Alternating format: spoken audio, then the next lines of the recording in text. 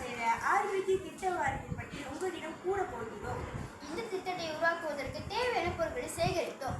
பின்னர் திட்டத்தின் வடிவமைப்பை திட்டமிட்டு அது எவ்வாறு தயாரிக்க வேண்டும் என்று விவாதித்தோம். அதன் பிறகு நாங்கள் அனைவரும் இத்திட்டத்தை செயல்பட்டோம். வேலைகளை பகிர்ந்து கொண்டு ஒற்றுமையாக செயல்பட்டோம். இந்த திட்டத்தின் மூலம் படைப்பாற்றல், குழு பணி மற்றும் பிரச்சனைகளை தீர்க்கும் திறனாக சுட்டெடுத்தோம். வகுப்பறை சுற்றி செலுத்தினால் தூசிகள் நகர்ந்து விடும். எடுத்துக்காட்டாக